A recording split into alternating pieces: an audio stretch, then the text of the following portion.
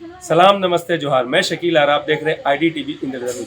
अभी हम आए हुए भारत आदिवासी पार्टी के कार्यालय में, जहां पेशा कानून और पूजा सिंघल के विरोध में ये लोग संवाद करने वाले क्या कहते हैं। आइए सुनते हैं उनके प्रदेश अध्यक्ष और बाकी कार्यकर्ताओं से।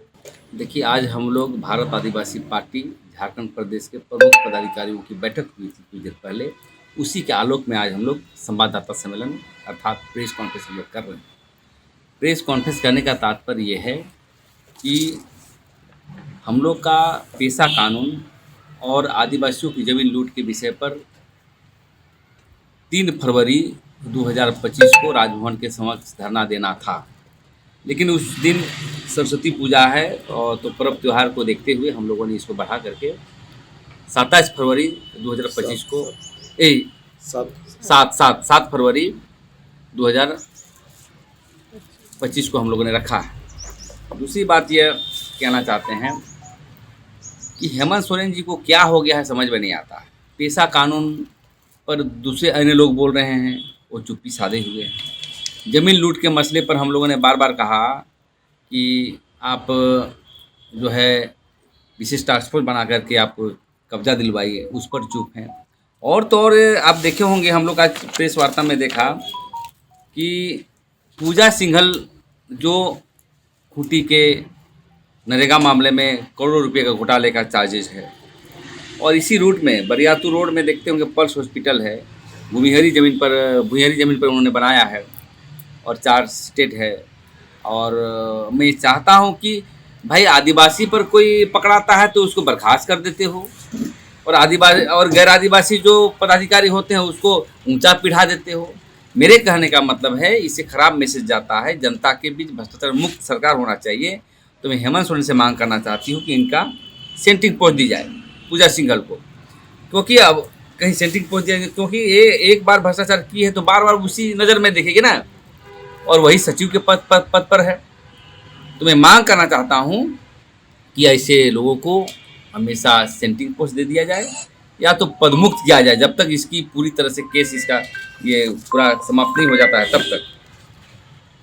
और दूसरा मामले हैं, अगर पूजा सिंघल को पद से मुक्त नहीं किया जाता तो भारत आदिवासी पार्टी या आदिवासी जो भी जितने भी संघ है वो लोग क्या इसका विरोध करेंगे? हाँ, इसका विरोध करेंगे, और ये इसको लेकर के हम लोग राजभवन में धरना भी दे रहे हैं। पेशा कानून, जमीन लूट, साथ में हम लोग ये ऐसे भ्रष्टाचारियों को भी मतलब कार्रवाई करने के लिए हम लोग राजभवन के समक्ष बात को रखेंगे।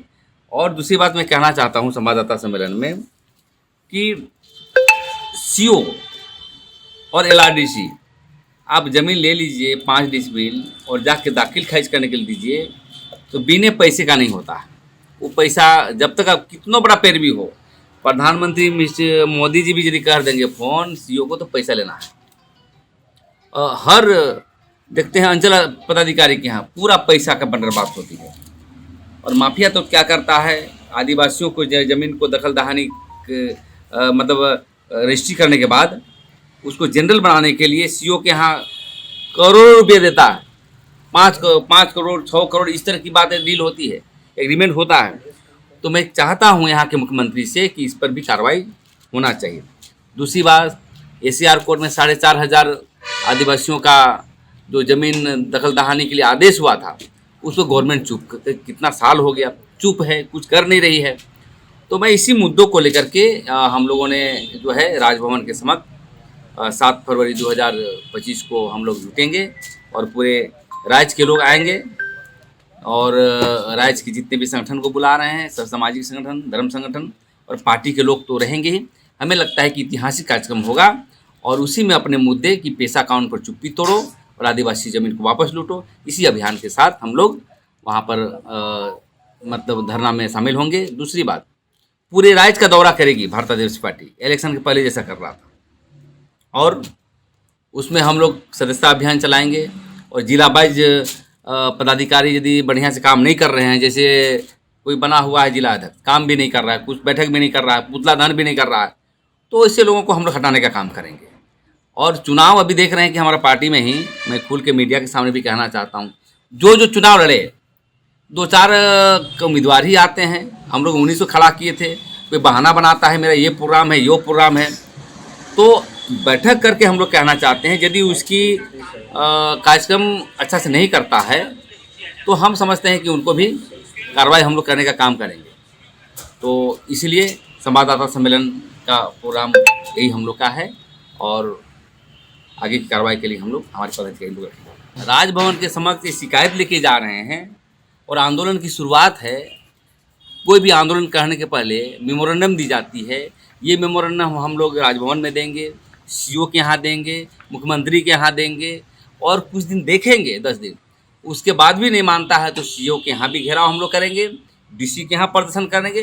कहने का मतलब पार्टी को बढ़ाने के लिए आंदोलन का रूपरेखा तय करेंगे और जनता का जो है हम न्याय भी करेंगे। अभी आप बोल रहे थे कि आपके पार्टी के लोग आपके साथ खड़े नहीं हो रहे, तो फिर इस तरह का आपका प्रदर्शन कैसे संभव हो पाएगा? नहीं, पार्टी के खड़े नहीं हो रहे, हमारा संगठन हमारे साथ है, जिला अध्यक्ष है, पदाधिकारी हैं, जो चुनाव लड़े हैं, जो उम्मीदवार बने हैं, संगठन तो हमारे साथ है।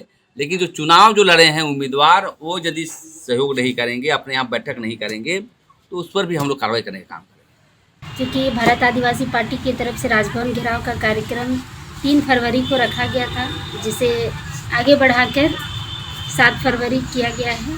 और उस दिन हम लोग 2 मामले पर विशेषकर धरना प्रदर्शन करेंगे, जो कि सबसे पहला मुद्दा होगा ज़मीन लूट, क्योंकि झारखंड में हम लोग देख रहे हैं कि लगातार ज़मीन की लूट बढ़ते जा रही है और सरकार भी इस पर किसी भी तरह का कोई संज्ञान नहीं ले रही है, जिसके कारण गरीब आदिवासियों का, झारखंडियों का ज़मीन पहले तो शहरों में लुटाया, अब जंगल के अंदर गांव में भी लुटा रहे हैं।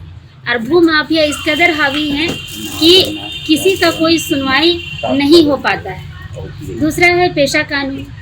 पेशा कानून 2000 में ही लागू हो जाना चाहिए था, जबकि 1996 में ही बना है। चलिए 2000 में नहीं लगा, 2001, 2, 3, 4 में लग जाना चाहिए था।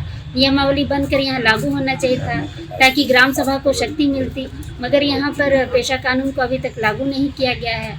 अभी चूँकि हाईकोर्ट ने संज्ञान लिया है तो इस पर विवाद हो रहे हैं। 2022 से नियमावली बनाए जा रहे हैं, मगर अभी तक नियमावली बनकर तैयार नहीं है, ना सरकार इसको लागू कर रही है। जो प्रारूप तैयार हुआ है उसे जनता के सामने सरकार के द्वारा लाया नहीं जा रहा है। जनता समझ नहीं पा रही है कि बुद्धिजीवी जो आपस में लड़ रहे हैं कि क्या होना चाहिए, 1996 हूबहू लागू होना चाहिए या JPRA के साथ लागू होना चाहिए, उसमें भ्रम की स्थिति बनी हुई है। तो इन सभी मामलों को लेकर हम चाहते हैं, मांग करते हैं कि राज्यपाल महोदय भी इसको संज्ञान में ले, क्योंकि वो 5वीं अनुसूची राज्य के वो कस्टोडियन है। दूसरा कि राज्य सरकार भी इस पर संज्ञान ले, TAC के जितने भी मेंबर हैं वो भी इस पर संज्ञान ले और जल्द से जल्द पेशा कानून का जो नियमावली है उसको जनता के सामने पेश करते हुए और सही प्रारूप को, सही नियमावली को लागू किया जाए, ताकि राज्य के जो आदिवासी हैं उनको उनका हक और अधिकार मिल सके।